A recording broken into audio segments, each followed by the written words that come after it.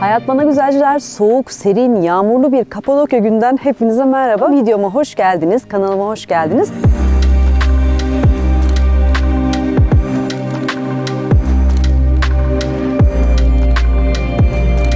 Beni izliyorsunuz, destekliyorsunuz, çok da mutlu oluyorum.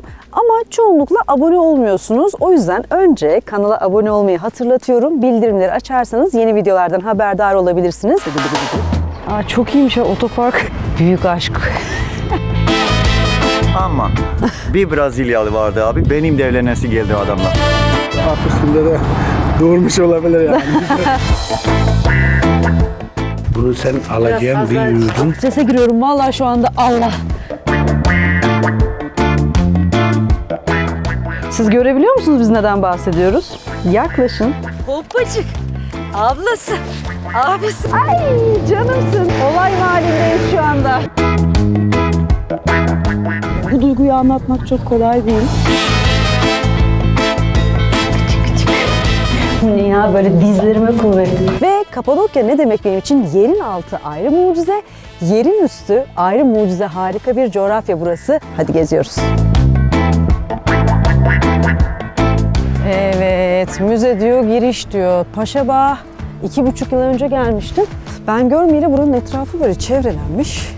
Artık böyle otobüsler, arabalar içine kadar girmiyor.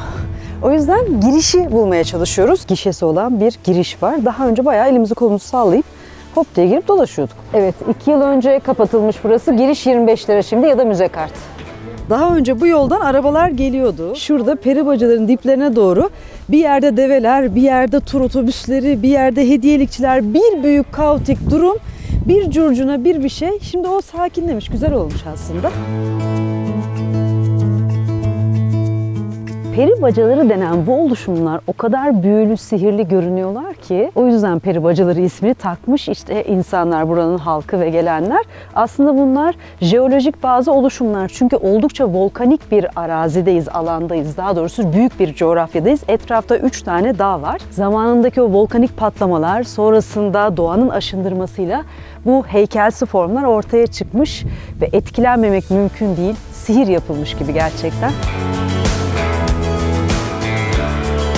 Daha önce fotoğraf çektirdiğim bir noktaya geldim. Şimdi aradan geçen 3 yılda bu fotoğrafı güncelleyelim. Şöyle çıkmıştım. Daha fazla çıkamamıştım.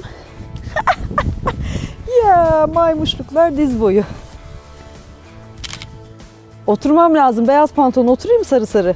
Oturmayayım. Oturmuyor. O zaman bu sefer farklı olsun pozumuz. Ne oldu? Videoda mıydık biz bu kadar zaman? Evet. Maymuş oldum ben burada. Neyse ya, siz beni biliyorsunuz.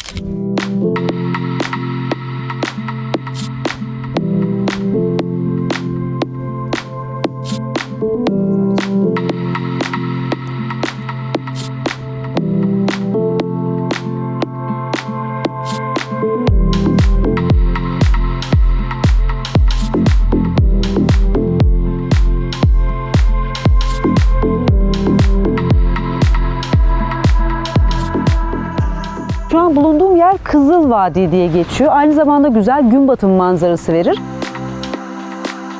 Kızıl Vadi içinde bir ok vardı, Üzümlü Kilise diye. O da aşağıda, aslında insanlar da yakında toplanmışlar. Zaten Kapadokya Hristiyanlık için önemli noktalardan bir tanesi. Hristiyanlığın yayılma döneminde çok fazla rahip, keşiş ya da dinle ilgili insan buraya gelmişler ve burada kendilerine gizlenecek yerler bulmuşlar, manastırlar yapmışlar. Göreme'de, Zelve'de, bu açık hava müzelerinde bunları yakından görebiliyorsunuz.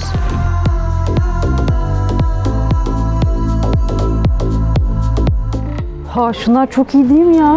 Ne kadar bunlar? Bunlar 40 TL. Her renginde yapmış. Ne güzel. Böyle önden de bağlıyor. Bak, maske aşağıda bu arada ama ben bunu da böyle kapadım. İyi miyiz? Daha önceki gezimizde aslında Derinkuyu'yu gezmiştik. 8 kat aşağı inecekmişiz. Bakalım nasıl olacak? Ne kadar eğildiğimi görmeniz lazım. Çömeyim bari, ne yapayım, ördek gibi böyle yürüyelim. Yeşil başlı gövel ördek gibi Bu sefer de farklı bir yeraltı şehrini gezeyim. Aslında 36 tane kadarı görülebilir durumda olan 150'nin üstünde yeraltı şehrinden bahsediliyor ya Kapadokya'da. Ama bunların hepsi şehir değil. Daha küçükleri de var fakat bu gerçekten bir şehir anladığım kadarıyla. Şimdi içine girip deneyimleyeceğiz tabii bunu.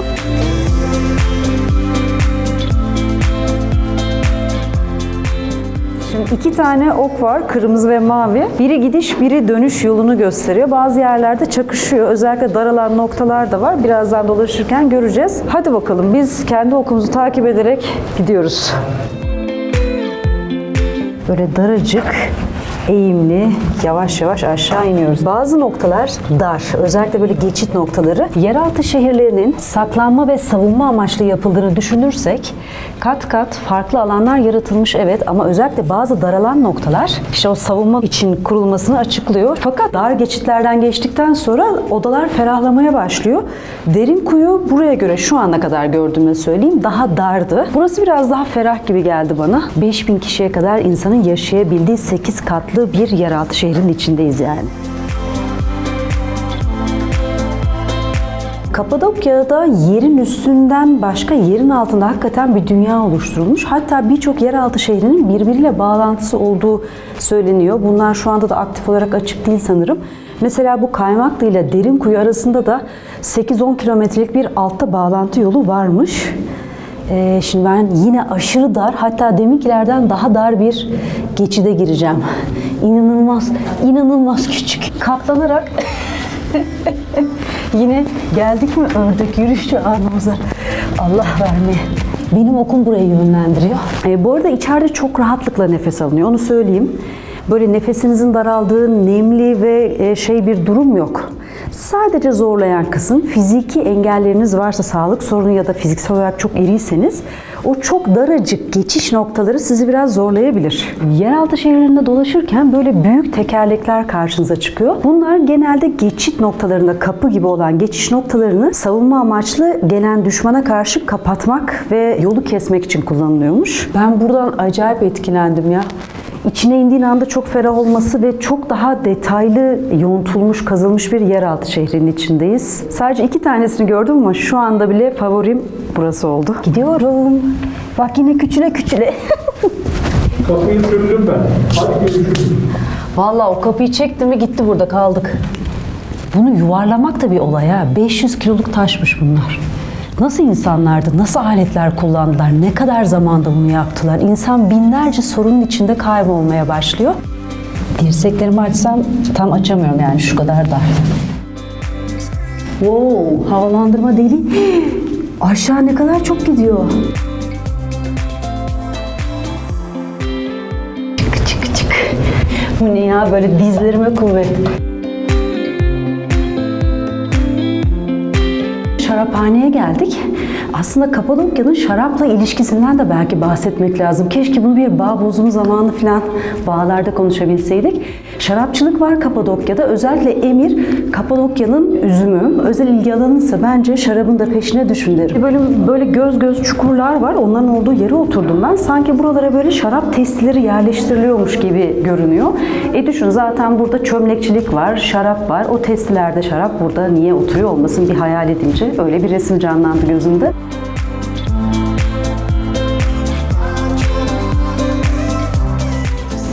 Koca bir odaya çıktık. Hem de o odanın da içinde yanlarında küçük odacıklar var. Bak buradan başka bir oda. 1, 2, 3, 4. Salon gibi 5.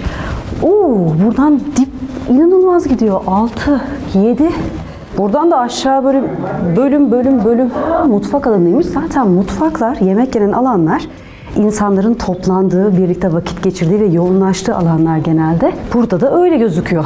Bak şimdi okumuzu takip ediyoruz. Mavi çıkış okundayız da. Nasıl oluyor ya? Burada yok ki. Burası çıkış değil. Bitti burası. Ha bitmemiş. Yalanmış meğer. Her yer öyle bir oyuntu ve odacık ki birbirine girmeye başladı. Şimdi bu yeraltı şehirlerindeki yönlendirme okları olmasa öyle bir labirent kurgu var ki kesinlikle kaybolabilirsiniz. Her şey birbirine benzemeye başlıyor bir süre sonra. Aşağı yukarı yarım saat bu yeraltı şehrin içine bir vakit geçiriyorsunuz. Hızlıca bu okları takip edip yürüseniz bile. O yüzden girdikten sonra ben sıkıldım çıkayım derseniz Geriye değil, ileri doğru devam etmeniz gerekiyor. Yani bunu bilerek içine girin. Şimdi burada şöyle bir durum da var tabii. Dışarısı soğuktu ve bizim biraz kat kat giyinmiştik. Fakat içeride dolaştıkça bir süre sonra nem ve ısı belki performanstan sıcak gelmeye başlıyor. Kışın gelecek olanlar için de hani bir söylemiş olayım. 8 katlı şehrin sadece 4 katı ziyarete açık ve dolaşılabiliyor ve insanların içeride gezip dolaştığı alanın şehrin sadece %5'i olduğu düşünülüyormuş. Yine de çok heyecan verici ve oldukça keyifliydi. Bu deneyimi bence yaşamalısınız ki buranın kültürünü ve ruhunu anlayın. Bu binlerce yılın hikayesini, derinliğini birazcık hayal etmeye çalışın.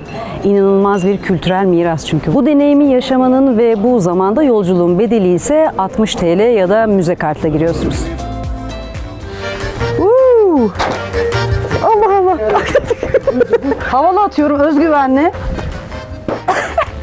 Ama siz böyle açığa atıyorsunuz. Kapadokya'ya gelindiğinde çok turistik bir figür olarak kilimler, halılar karşınıza çıkıyor. Sizin dükkanınız mı burası? Kaç senedir halı satıyorsunuz? 33 senedir. 33 sene. Kapadokya'da bu halı kilim meselesi neden bu kadar önde? Mesela yakında şurada Kayseri var. Hı hı. Çamardı var. Evet. Niğde var. Aksaray var. Bu coğrafyada koyun çok olduğu için burada halı üretilirlerdi. Eskiden yörükler. Mesela benim annem yaklaşık 41 sene önce en son halı yastık dokurdu. Ufak. Mesela babam buraya at arabasıyla halı satarlardı. Ondan sonra turistler gelince tabii ki pazar daha İlgi gördü. Onun için. Peki buradaki desenler, bu renkler yani bunların hepsi el dokuması değil herhalde değil Hepsi mi? el dokuması. Mesela bu Aksaray ile Konya arasındaki köylüklerin, bunların geleneklerin çeyizlikleri aslında. Buna cicim derler. Buna halı, buna cicim derler. Cici mi deniyor buna? Kilim denmiyor. Hayır, önce düz dokurlar, sonra nakış işlerler buraya. Ha, bu sonradan mı yapılıyor? üstüne Bu falan zeminin işte, evet. üstüne. Mesela Ne kadar emek var bunda böyle. Bu da hayat ağacı. Eskiden Rumlarla birlikte beraber yaşadıkları için mesela resmimiz. Renkler muhteşem. Bu da mesela Azerbaycan'daki coğrafyanın cicimidirler. Bu da hayat ağacı. Şamanizmde falan da kullanılan bu eski Türklerin kullandığı bazı figürler var. Evet, hayvan figürleri vardı burada biliyorsunuz. Ne kadar güzeller, ne kadar güzeller. Tamamıyla kök boya, tamamını nakış işlenmiş, ilmek düğüm atılmış. Halı. Burada iki teknik vardı. Kilim ve sumak, cicimdir, embroidery'dirler. Çok güzel. Mesela şunun fiyatı ne kadar? Yaklaşık 4.000 lira. 4.000 lira. Evet. Mesela şu baştaki. O da mesela 1200 lira. O kilim 100 liradır mesela. Yani buraya özgü bir şey almak istiyorsanız 100 liradan başlıyor. Evet. Bütçeye göre böyle 50 bin gidiyor. lirada da mal var yani. 50 bin liraya 50 bin kadar. Ay lira bir var. tane çok 50 bin liralık bir şey gösterir Açamam misiniz? çünkü çok altta. Bu beni yorar. Eskiyi çok severim ben mesela. Bunlar gerçekten eski mi? Eskitilmiş zannediyordum ben bunları. Eski. Bu mesela Erenli tarafının. Şu da Mersin tarafına gelir. Kaçaklar keçi kılıdır. İşlemesi koyun yünüdür. Bunu yere koymaya kıyamam ben. Yere- Duvara bana bu. bu- Şu tüylü var orada O tüylü. filiktir. Konya tarafına ait. Koyun yünü mü bunlar? Evet. Özel koyunun şu tarafındaki boynun gerdanını aldıkları özel Koyunun gerdanındaki tüyler mi bunlar? İncecik görüyor musun? Yumuşacık. Kilimi dokular düz. hı. Ondan sonra tek tek halı düğüm atar gibi buraya düğüm atarlar. İşliyor. Mesela Burayı eskiden köpen derler. Eskiden mesela kömür kalafer olmadığından bunu üstüne yani Isınmak ısınmak için evet, alıyor. tabii. Ama Kömen tabii, mi dediniz buna? Köfen. Köfen, Bizim bu coğrafyanın lafına göre. Niğde tarafı. Ben Niğdeliyim aslan. hı. Köfen deriz biz. Burada tek tek neye dokunsak siz bize hepsine ayrı bir hikaye anlatırsınız. Elimizden geldiği kadar. İşiniz bol, bereketiniz bol olsun. Teşekkür ederiz. Sağ ol, rica ederim. Sağ olun.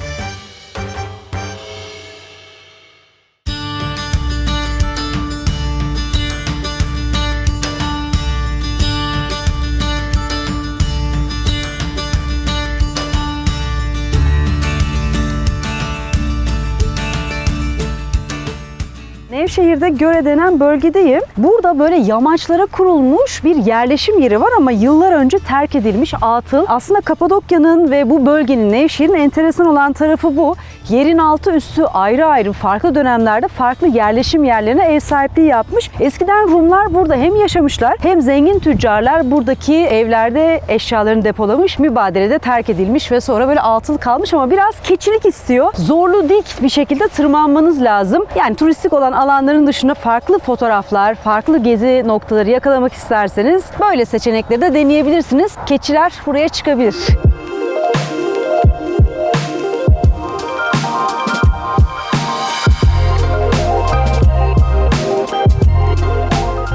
kendime farklı, değişik nerede bir şeyler yerim diye mekan bakmaya başladım. En azından bu vesileyle şunu anlatmış olayım. Burada çok değişik konaklama seçenekleri var. Böyle kaya oteller, konsept oteller, Ürgüp'te ve Uçhisar'da daha üst segmente doğru giden de seçenekler var. Buranın yerel dokusuna, coğrafi ve kültürel yarattığı bir enerji var. O enerjiye uygun çok keyifli oteller var. Biraz keşfetmeniz lazım. O zaman şöyle bir kahve molası verelim. Gün ortasındayız. Akşam üzeri akşama doğru olsa belki bir kadeh şarap içecektik ama nasıl bir mekanda içeceğiz? Sizi bir kış bahçesine götüreyim. Hadi gelin.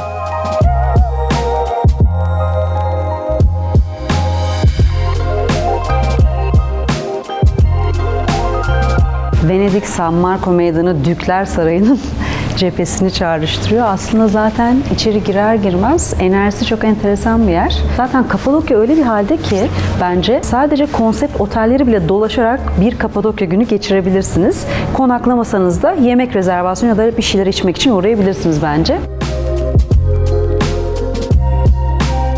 Gerçek bitkiler bu arada.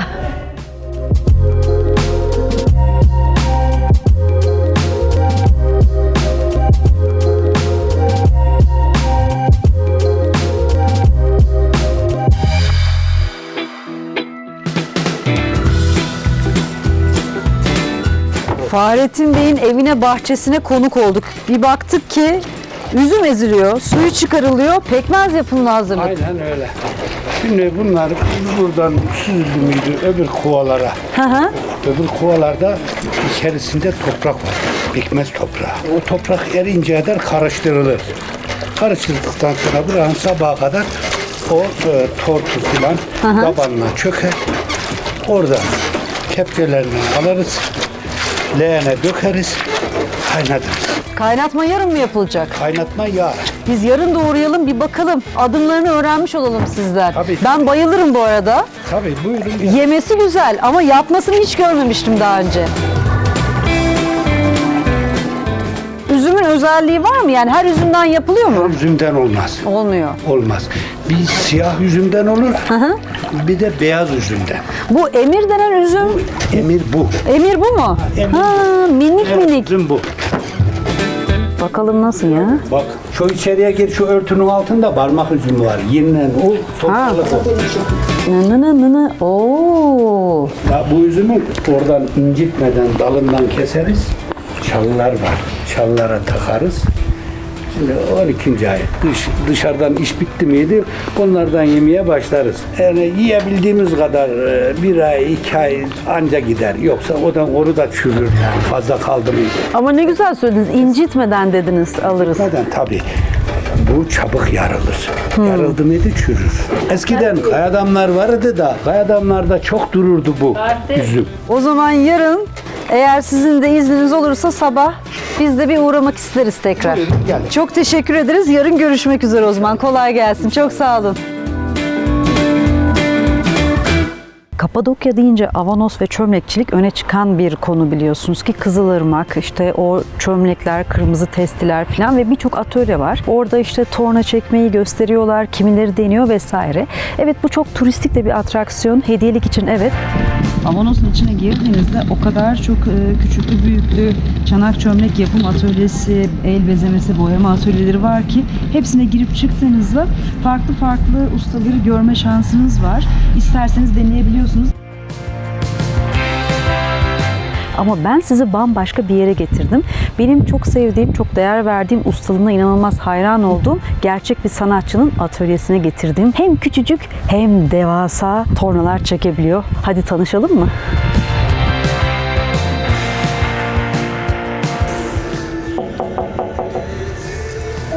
Misafir kabul ediyor musunuz? Kabul etmez olur mu? Araya kaç sene girdi? En son bir workshop yapmıştık beraber. 3 sene? 3 sene oldu. Geçti galiba. Ya sosyal medya hep görüşüyor hissi veriyor değil mi? Aynen, aynen. Ne güzel oldu buradayız. Biraz dağınık tabii ya. Ama güzelliği o zaten. Atölye böyle bir şey. Hadi gelin o zaman. Valla bunun içine ben girerim herhalde. Dev. Ay çok güzel. Direkt dokun sev beni diyor. O kadar güzel ki. Bu nedir? Kimedir? Levon diye bir arkadaşım Levon var. Bağış, şarap. Onun yaptırdığı bir küp. Şarap küpleri. Bunun içerisinde fermente edecekler. Bunun içerisinde olgunlaştıracaklar şarabı. Ha gerçekten sırf dekor diye değil yani. Dekor değil, yok. Tamamen kullanıma yönelik. 500 litrelik bu küpler. Bunu ne kadar zamanda çekti? Ortalama başlamasıyla kuruması arasında tam 1 ay var. Pişmesi ortalama 3 gün sürüyor. 3 gün. Devasa fırın dışarıda duruyor. Bu işler için yaptırdık zaten o fırını. Ortalama bir 26-27 saate yakın pişme süresi var. 1100 santigrat dereceye çıkıyoruz. Hani burada şey dedim ben, yine Avanos'a ve oradaki atölyelere girmeyelim. Daha önceki zamanlarda bu turistik şeyleri gösterdik. Evet. Ben biraz daha işin mutfağında başka biriyle sizi tanıştırayım Tam mutfak dedim. burası. Tam mutfak Tam burası.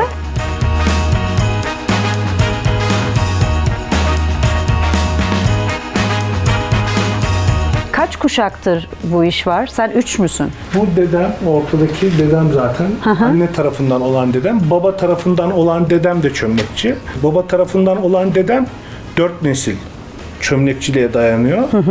Anne tarafından olan dedem 5 nesil. Ben de işte herhalde bizim neslimizin sonuncusu olarak. Çünkü artık yeni yetişen bir nesil yok. Çıraklık, ustalık meselesi bitti mi? Bitiyor mu yani? Bitti. Yani telefon çıktı, bitti. Nevşehir'deki Rum mahallelerinde, eski Rumların olduğu mahallelerde mahzenlerinden çıkan küpler. Karakteristik özelliği açısından bunu ben elimde tutuyorum. Bir de tabii Ermeni küpleri var. Ay şunun ağırlığı ne kadar? Bu çok ağır değil ama Bakayım nasıl çok ağır diye bakayım ben de. Anne! Bu ne ya? Yılan gibi böyle geliyor. Aynen. Böyle döne döne geliyor. Sonra başlıyor Sonra bu dalgalanmaya. dalgalanmayı atıyor, yay dediğimizi. Sonra Sonra buradan. buraya geliyor. Buradan bu tırtık Vay. ve orijinal Ermeni küpü boyutlarında bir küp. Yarı dolu bir fırın mı? Dolu yani işte işler kurudukça bunun da içerisini dolduracağız, devam edeceğiz. Bizim geleneksel fırınlarımız, odunlu fırınlardır. Sohbeti açıyor, konuşuyoruz. Bu arada dedim ki en son ne yapıyorsun? Şöyle güzel elinde çalışırken seni bir görelim. Dedi ki gel. Geldik buraya. Bu ne? Bu geleneksel avanos küpü olacak. Bunlar dip kısımlar. Biz bunlara ulak diyoruz. Bu aşaması saksı aşaması. Ulak, saksı, boğaz diye gider. Ha 3 parça 3 gidecek. parça. Yarın böyle bir boğazı olacak. Biz yarın uğrasak böyle görür müyüz seni Tabii böyle ki, çalışırken? tabii ki. Bu Kızılırmak'ın çamuru mu? Hani hep öyle değil mi? Kızılırmak'ın çamuru denir. Öyle midir, değil midir? Nedir buranın olayı? Bu coğrafyanın tamamı Kızılırmak'ın oluşturduğu bir coğrafya Olduğu için. Biz bunu tabii dağdan alıyoruz bu toprakları ama milyonlarca yıl önce Kızılırmak'ın aktığı bir yatak orası. Ve orada tortul çökeltiler var. O çökeltiler bizim istediğimiz topraklar işte. Yani aslına bakılırsa tabii ki Kızılırmak'ın getirdiği toprak ama şu an akan Kızılırmak değil. Peki, şimdi bunu bir açıklamış olduk. Burada Kızılırmak deyince sanki böyle daldırıyorsun, nehrin dibinden çamuru alıyorsun gibi bir şey değil bu. Peki senin böyle dünyada baktığında hani seramik, çamur, Yunanistan, İtalya hep böyle aklı o taraflar geliyor ya, böyle İspanya falan. Senin böyle merak ettiğin, ya bir gidip görsem ya da ben bunun en çok hayranıyım ya da bu beni çok cezbediyor dediğin bir şey var mı? Var. Ne? Çin. Çin. Tamamen zıttı bir şey olduk. Tabii Çin aslında. Çin ve Porselen. Jindojen. Eğitmenlik yapacaktım. Çünkü bizim şeklimizde çalışamıyor Jindojen'de. Biz ince çekebiliyoruz. Onlar ince çekemiyorlar. Burada eskiden yabana kâra gitmek denilen bir tabir vardır. O ne demekmiş? O ne demektir? İşte gurbete gidenler çanak alırlar ve bunu eşeğin sırtına yüklerler. Şimdi eşeğin sırtına bir testi fazla yüklerse o adam için kâr. Hafif olacak ki daha çok yüklesin. Aynen öyle. Adam bir eşeğin sırtına mesela küp koyduğu zaman bu küpün içi boş gitmiyor. Bu Dolu da küpün içine gidiyor. Küçük parçalar dolduruyor. Bir de dönüşte mesela şöyle bir şey yapmışlar. Ben onu da duydum. İşte satış şu şekilde oluyor. İçi dolusuna. Para yok. Testi istiyorsun. İşte bir testi ne kadar? İçi dolusuna. Ne satıyorsun sen mesela? İşte mercimeğin var. Mercimek dolduruyorsun testinin içine. Sen getirip kendi heybene bunu boşaltıyorsun. Testiyi ona veriyorsun. Ona göre iç alanın da hacmini de ona Tabii göre. İşte hacmin de büyük olabilmesi için ince olması gerekiyor. İnanılmaz bir matematik var burada. Çok ince. Evet. Yarın yine uğrayacağız. Şimdi bu formun tamamlanmasını bir göreceğiz senden. Yani bizi bıraksanız biz bir programın süresini çok aşan muhabbetler yaparız. Biz muhabbete biraz devam ederiz bence. Tabii ki.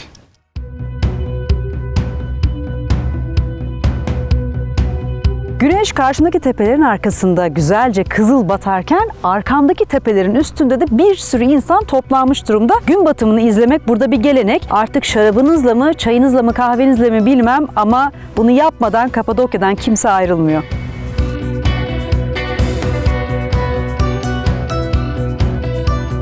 Şurada hemen şuracıkta uzaklarda Erciyes görünüyor. Zaten Kapadokya öyle bir yer ki Hasan Dağı, Güllü Dağı, Erciyes Dağı, volkanik dağlar bunların zamandaki patlamaları vesaire diye bütün bu coğrafi oluşumda etkisi büyük olan bir başka aktör diyelim, hem de en büyüklerinden biri. Şimdi tepelerinde kar yağmış gibi gözüküyor buradan bakınca. Bu sabah 8 dereceydi, bayağı soğuktu.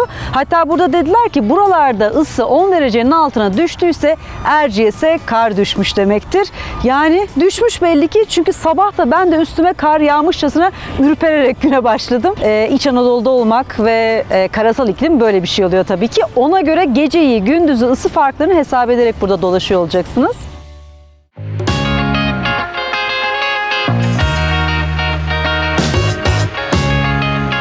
Halindeyiz şu anda. Daha önce ben 3 kere balon uçuşu yaptım. İşte şu görüntü var ya. Ay canımsın. Bu arada bu benim en sevdiğim balon. Logosu rengarenk. Çok güzel duruyor. Türkiye'yi dünyanın birçok yerinde bilmeyenler bile Kapadokya'yı ve bu balonu biliyorlar. Sıcak havayla balonlar şişiriliyor. Sıcak havanın etkisiyle yükseliyor. Peki yukarı aşağı hareketten başka nasıl hareket edebiliyorlar derseniz, rüzgarla birlikte rüzgar sizi nereye götürürse aslında o yönde ilerleyebiliyor. Bundan daha fazla bir kontrol yok. Balon uçuşları sabah çok erken yapılıyor çünkü amaç havada o gün doğumunu ve manzarayı çok keyifle izleyebilmek, o salınma duygusuyla beraber. Ama çok soğuk oluyor. Yazın bile çok soğuk. Yani sabah burası soğuk. Yukarı çıktıkça iyice hava soğuyor. Ona göre kat kat giyinin, hazırlıklı gelin, hasta olmayın. 1000 metreye kadar yukarı çıkacağız. Yavaş yavaş etraftaki bütün balonlar da havalanıyor. Çok yumuşak bir salınım hareketi var. Havada asılı kalma duygusu. Bu duyguyu anlatmak çok kolay değil. Yükseklik korkusu olanlar için biraz ürkütücü olabilir ama çok büyüleyici.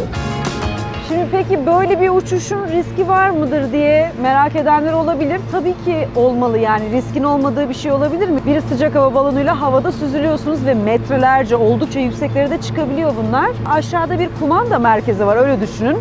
Havanın durumunu kontrol ediyorlar, sürekli telsiz ve komutlar geliyor. Balonlar da birbirinden haberdar. Bu konuda Türkiye iyi diyebiliyorum, Türkiye'nin pilotları. Çünkü inanılmaz fazla sayıda uçuş yapılıyor. Dünyanın farklı noktalarında uçuşlar yapılıyor elbette. Amerika'da da var, Afrika'da da var, Asya'da da var. Uçuş gün sayısı en yüksek yerlerden biri olarak Kapadokya gerçekten imza.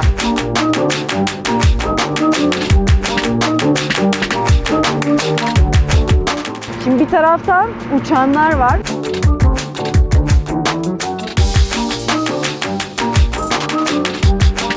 Bir taraftan da bütün bu balon hazırlıklarını, uçanları ve bu muhteşem manzarayı görüntülemeye çalışanlar var. Benim de üyesi olduğum Foton Derneği'nin de Kapadokya Foto Safarisi devam ediyor. Şu anda Foto Safari'deki birçok arkadaşım arazide, balonların içinde, yanında farklı noktalarda birbirinden güzel fotoğrafı yakalamaya çalışıyor. Zaten çok da romantik bir ortam. Bir yandan da romantik çiftleri bolca görebiliyorsunuz.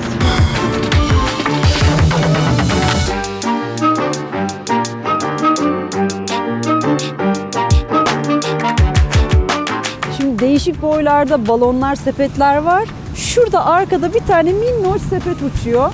Bir sonraki hedefim artık 4. uçuşumu ben böyle özel yapmayı düşünüyorum. Aslında böyle keyifli bir uçuş organizasyonu, Kapadokya organizasyonu yapsak, sonra bir Hayat Bana Güzel takipçisiyle hadi bilemedin 2 olur, o sepetler 4'e kadar alıyor, hadi 3 olsun, beraber uçsak.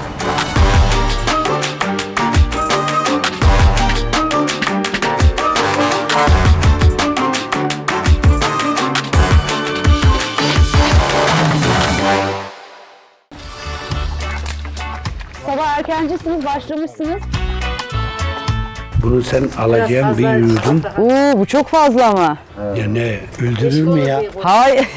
Allah. Tadına bakacaksın yani. Kalite kontrolü yapıyorsun. Tatlı olmuş değil mi? Çok tatlı. Ekmeğine yiyeceksin bunu. İçeyim dersen yarım bardak bundan, üzerine de biraz sıcak su koyul, biraz daha cıvır. Bu tamamen üzümün tatlılığı mı? Bir de toprağı var bunun. Toprak Mayası değil dedik bu ya. Toprak başka bir toprak. Şimdi toprak deyince bildiğimiz toprak anlamasınlar. Değil Yok. değil. Tatlılığı etkiliyor mu o mayası? Bu tatlılığı bu yaptı toprak. Ha, çokluğu azlığı ekşi ya da tatlı olmasını dengesini belli ediyor yani. Sizin çocuklarınız yapıyor mu? Torunlar ilgileniyor mu bunlarla? Ablacığım nasıl ilgilenmez? Şimdi biri geldi burada. Biraz sonra da Kayseri'deki gelir. Biz gittikten sonra Daşlıköy'e yani devam ettirirler. Sizden el alıyorlar, öğreniyorlar, devam ediyorlar. İkinci gün oldu, sabah oldu, geldik. Pekmezin başındayız, kaynıyor. O kadar sahiplendik ki konuyu. Ben hemen önce öğrenip sonra anlatıyorum. Ay nasıl güzel bir koku var burada yalnız şu anda. Of. Ana nasıl köpürüyor, delirdi. Anam. Büyük sorumluluk var üstünde, ya taşarsa diye strese giriyorum. Vallahi şu anda Allah. Ben şu an çok keyif alıyorum. İlk kez böyle bir şey görüyorum ve deneyimlediğim için çok hoşuma gitti. Hem de öğrenmiş oluyorum. Ben her sene geleyim, size yardıma geleyim. Kamerasız gel kuzum. Kamerasız gel, tamam. Ben misafiri çok severim aslında. Kamerayı sevmiyorum. Ya bunların işi kamera. Kaynaya Sulu görüntüsü gidecek. gidecek, ondan sonra bekmeze dönecek. Bir Çok- takım iş elbisesi, kafana bir foter. İşte o kadar. İşte o kadar. Bu eldivenlerden isterim. Çok havalı duruyor ama. Eldiven Var mı? çok. Burada bel kura, çapa mapa bizde mevcut. Oo tamam. Onların birinden birini eline alın. Hadi bakalım benim arkamdan. Ben Aynen. nasıl yapıyorsam sen de aynı. Aynen öyle. Sizi tanımaktan çok memnun olduk. Biz de memnun olduk. Bir evimiz var gibi hissettirdiniz. Aynen. Çok sağ olun. Evet. Çok Aynen. sağ olun.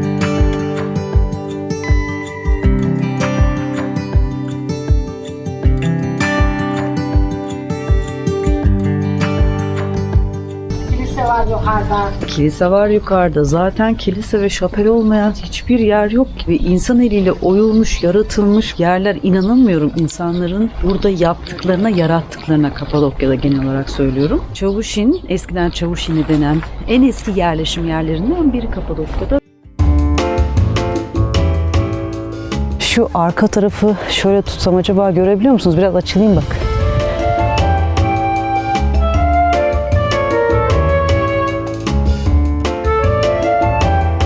Öyle 2-3 gündür Kapadokya'da sürekli inip çıkmaktan, böyle keçi gibi tırmanmaktan sabah bacaklarım ağrıyor. Dün iyice zorlamışım herhalde. Bayağı böyle hani uzun süre spor yapmazsın.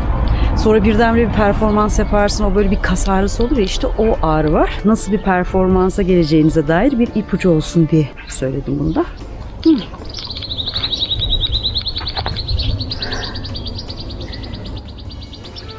Ne öttün be bebeğim, ne öttün de ya. Arka tarafta inanılmaz yani. Buraya ilk kez gelecekler için mutlaka Göreme Açık Hava Müzesi, Zelve Açık Hava Müzesi görülmesi gereken yerler.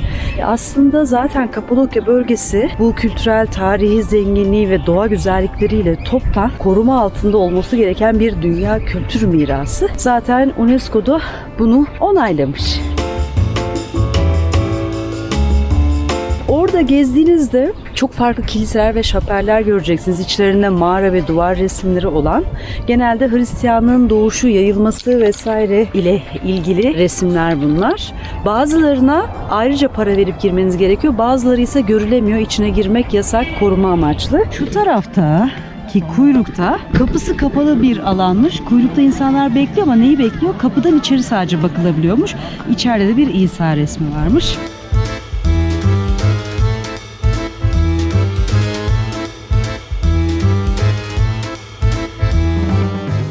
Çavuşin Meydanı'ndan ve hemen girişte şöyle gördükten sonra dönmeyip biraz daha ilerlediğiniz zaman şöyle arkamda gördüğünüz gibi burada hem gerçekten eski zamandan itibaren oyulmuş mağaralar var, sonra bunların üstüne o mağaralarla birleştirilmiş, yapılmış evler var. Kuş yuvaları, güvercin yuvalarını görüyorum, oyuntular var yine. Bir de buranın olayı, burada bir saklı kilise denen bir kilise var.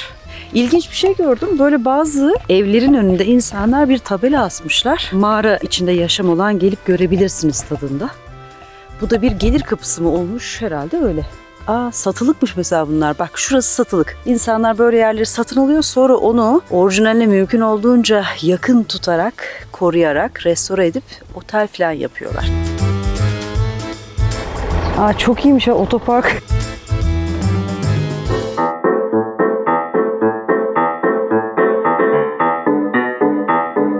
Kapadokya deyince hani şöyle bir cümle vardır, herkesin aklında, kulağındadır diye düşünüyorum. Güzel atlar ülkesi deniyor. Burada atlı safari yapılabiliyor, atlarla tanışabiliyorsunuz ama bu atların durumu ne, özelliği ne? Neden Kapadokya atlarla böyle özdeş, merak ediyor insan. Hiç oturan at görmemiştim, iyi mi? Bak oturuyor. Çok güzelsin sen ya. Meraklandı. Çok güzelsiniz be. Kanalda bir video vardı. Hatta Canbi Ceylan'la yapmıştım ben. Atlarla tanışmayla ilgili. Biraz böyle atların meraklı hayvanlar olduklarını konuşmuştuk. Ben de onların bu iri hallerinden, koca kafalarından biraz huylandığımı söylemiştim. O gün beni atlarla tanıştırmıştı Canbi. Biraz hani dokunmayı sevmeyi. Ama şu an o kadar zaman sonra bak görüyor musun? Merakla kafayı uzatıyor yine, burnunu falan. Beni kokluyor. Kokuyla zaten tanışıyor. Ama ben sana dokunamıyorum. Çok üzgünüm. Ben hala bunu aşamamışım. Şimdi ben mesela hiç atlı safari yapmadım. Bu benim Kapadokya'ya 4. 5. gelişim. Hep farklı bir şey yaptım. Hep de görüyorum atları. At binmekle hiç ilişkisi olmayan, hiç atla tanışmayan biri geldiğinde nasıl yapacak bu işi diye.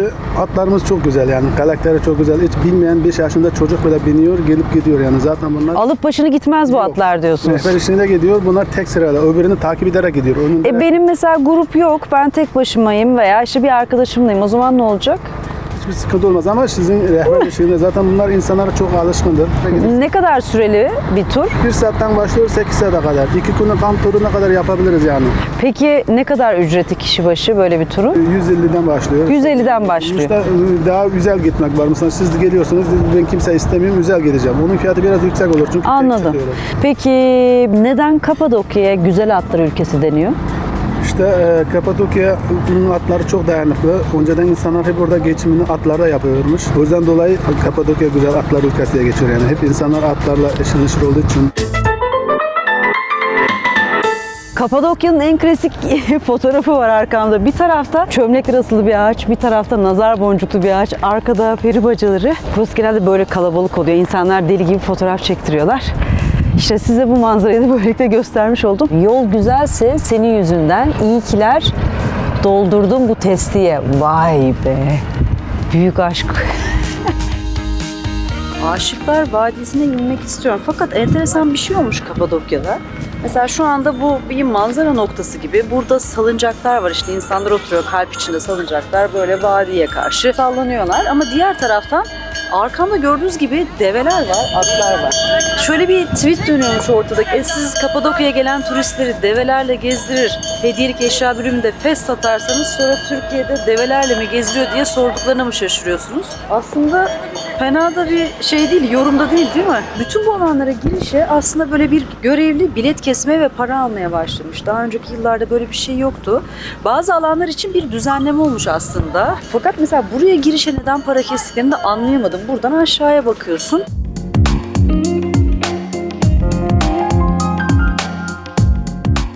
Kapadokya'da yürüyüş yapmak için en keyifli vadilerin başında bana göre burası. Aşıklar Vadisi, Aşk Vadisi. Şimdi birazcık o oluşumların, peri bacaların arasına girip yürüyeceğim. Ta. Burada daha öncelerde Kapadoks Festivali yapılırken konser alanı olarak kullanılan alanda aynı zamanda. Ben burada konser dinlemiştim vakti zamanında. Keşke yeniden olsa da şu keyfi yaşasak bu doğanın içinde, değil mi?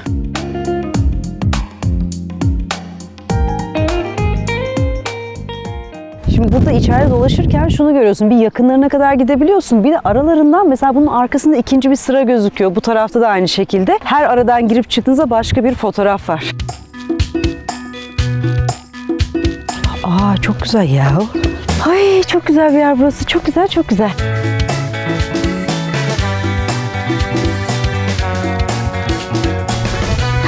Çok da büyükler. Dıgı. Böyle katman katman Arka arkaya bir şeylerin arasına giriyorsun, yeni bir manzara karşına çıkıyor. O yüzden burada dolaşmayı çok seviyorum.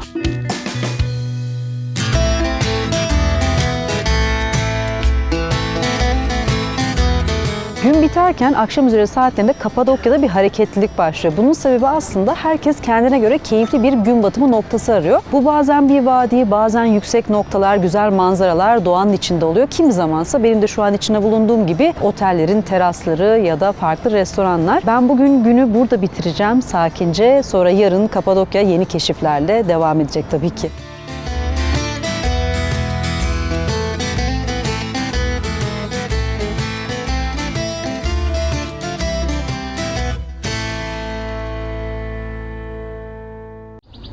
Öyle bir kahvaltı için yer aranıyordum ki burada tanıştığımız inanılmaz yardımsever, hoş sohbet, esprili bir insan var ki kendisini bir ara yakalarsam biraz sohbet etmek istiyorum, Softiç Bey. Dedim ki nerede kahvaltı edelim? O da dedi ki Avanos'ta böyle güzel Kızılırmak da var yakınlarda, yeşil alan, at çiftliği. Oraya gidin, böyle ağaçların altında güzel, temiz her şey çok güzel kahvaltı edersiniz. Biz de Akal Teke'ye geldik. Şu ana kadarki karşılamadan tutun da sofraya gelenler gayet keyifli. Eğer bu taraflarda böyle serin, ağaç altı, yeşil bir alanda kahvaltı etmek isterseniz bu bölgeye gelebilirsiniz. Etrafta da hem arazide serbest dolaşan atlar var hem de burada manejde var. Burası bir binicilik alanı aynı zamanda. Kapadokya'da gördüğüm en yeşil alandayım şu ana kadar.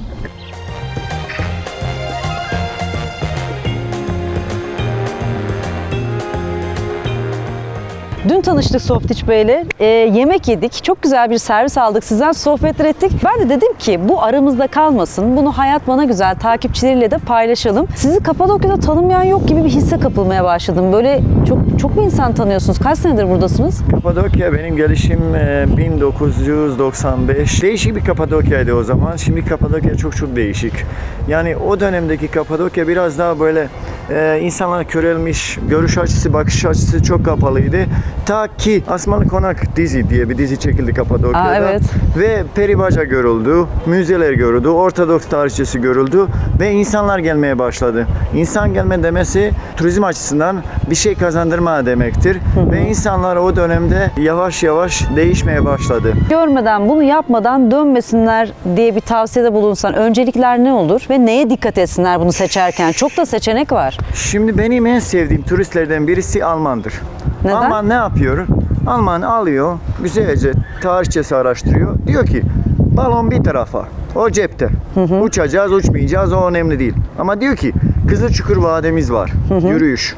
Güvercin Vadi'den başlayıp Uçhisar Kalesi'nin altından çıkıp Ballıdere'den Aşk Vadi'den inip 6 saat yürüyüş ve Zindanoğlu Kalesi, bilmem ne Üzümlü Kilisesi, Güvercin Kilisesi, bilmem ne kilisesi, Zemin Vadi özellikle, Gomeda Vadisi, Şeytan Deresi dediğimiz vadisi. Bütün vadileri tespit ederek geliyor, güzelce botları giyiyor ve yürümeye başlıyor. İkincisi, en önemlisi şöyle söyleyeyim, burada yapılan yöresel yemekler var. Bunları tek tek, mesela şu anda pekmez zamanı, en önemlisi pekmez Evet, kaynatılıyor. sabah pekmez sayende Evet. tanıştırdın bizi. Köpüklerini temizledik, Tabii. karıştırdık. Çok zevkliydi. Yani çok da güzel sohbet ettik. Bu tip aktivitelere katılabiliriz. Dün yemekte biraz sohbet ederken çok tatlı tespitler vardı ki buraya geliyor saatli bomba gibi gergin. Maalesef. Ya evinde bir sıkıntı oluyor, yani para konusu ya da anahtar Ya konusu. iş hayatı stresli, şehir Yeni hayatı. havalimanına geliyoruz, işte 1000 kilometre içeri girişimiz var. Otele geliyor, odanın işte dökülüyordur, şampiyonu iyi değildir. Küçük şeylere Ya, takılıp bize iyice gelene geriliyor kadar, diyorsun. Tabii. Bana gelene kadar zaten canlı bomba gibi, pin çekilmiş gibi, yani surat asık insanları çok görüyoruz. Biz bu mesleği aslında sadece yani 500-600 TL için yapmıyoruz. Yani insanlara bir şey verip memnun kalmak için, yani size mesela dün güzel karşıladım. Çok güzel bir dostluk oluştu. Ben bunu istiyorum. Yani İlişki, işte ilişkiyi getiriyor aslında, Bazı doğru. insanlar böyle kocasıyla kavga etmiş, bana tip yapıyor. Ne bileyim. Buraya Evet.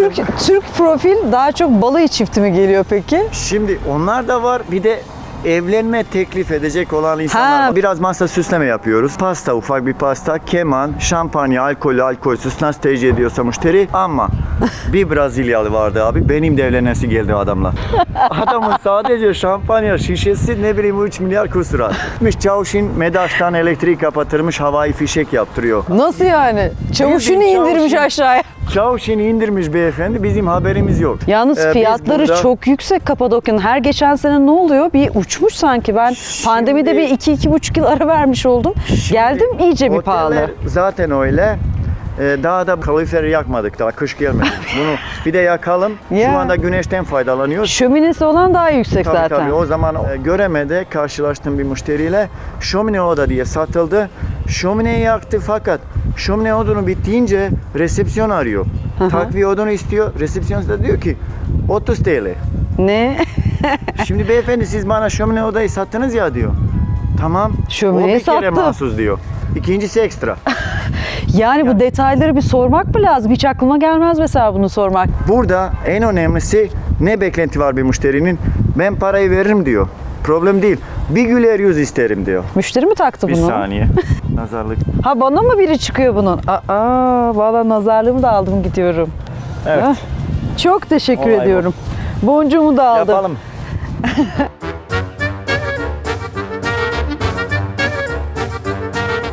Uçhisar'da bir kuru yemişçinin içine giriyorum. Sebebi şu, daha önce yol kenarlarında, tarlalarda kabaklar gördük. Yollara serilmiş kabak çekirdekleri gördük. Bir tane çitlesem helal ederler mi? Burada göz payı bırakmışlar mıdır?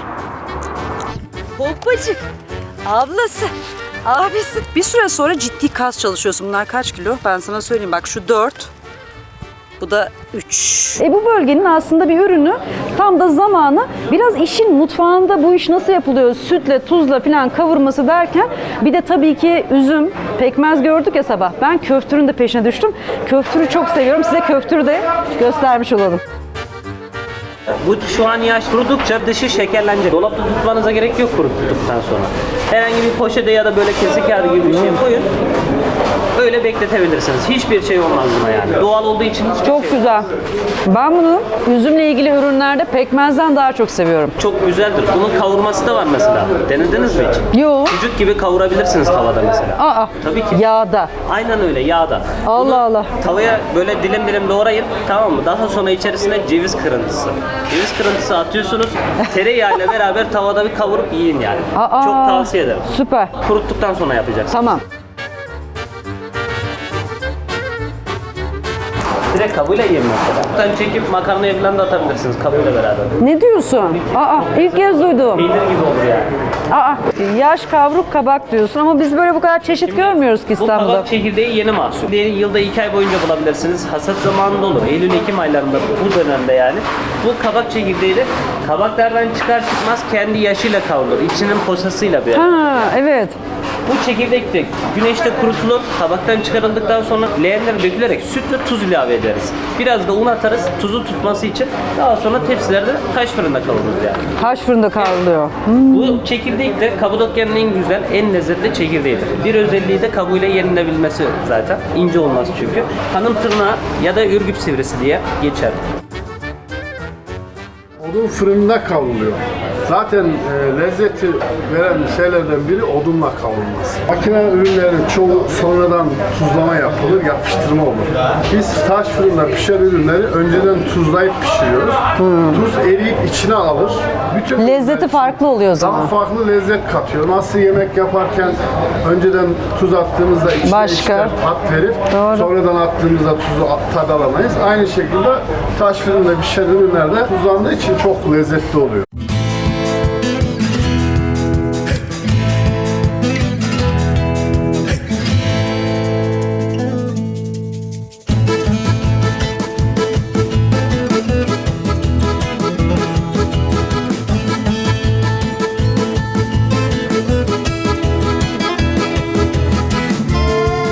Çalışmaya başlamışsın. Başladık. Şimdi boğaz kısmını ekleyeceğiz. Gelişe bak. Geleneksel avanos küpü böyle bir şey oluyor diyorsun. Geleneksel küplerin birçoğu turşu, şarap kabı olarak kullanılırdı. Bunun çamuru farklı dedin dün. Yarın olsun ben onun çamuru özel öyle size göstereyim dedin ya, büyük form çalıştığın çamuru. Birazcık açsın onu bize. Yani büyük formları çalıştığımız çamurlar ekseriyetle daha şamotlu, daha iri Dayansın. taneli çamurlardır. Hem yüksek dereceye daha iyi dayanırlar. Hem de kalınlıktan dolayı yani bunun en kalın noktası dudak noktası olacak. Buralarda herhangi bir patlama yapmaz fırından aşaması. Bunun et kalınlığı ne kadar gövdede? Ama 1 santim. 1 santim. Ne diyorsun ya? Bu bayağı ince bir şeyden bahsediyoruz. Bu form için çok büyük aslında. Hep böyle şey vardır ya, seramik kırılacak denir, böyle bir herkes çekinceli davranır. Bakıyorsun binlerce yılda oradan okuyorlar ama hala dayanan kalan onlar. Umarım da var olmaya devam eder.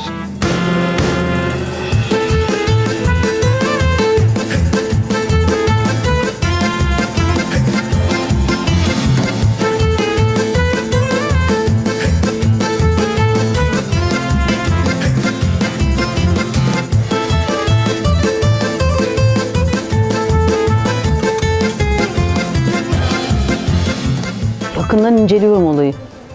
Ya Rabbim, Allah ver.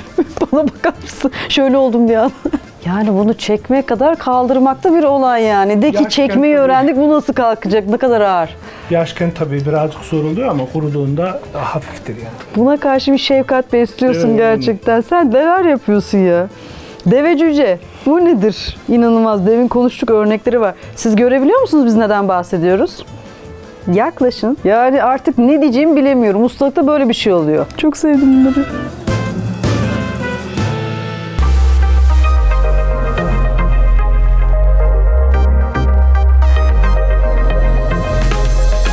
Evet, bir videonun daha veda dakikaları geldi. Arkamda Kızılırmak aslında bir anlamda bu coğrafyayı yaratan en önemli aktörlerden biriyle size veda ediyorum.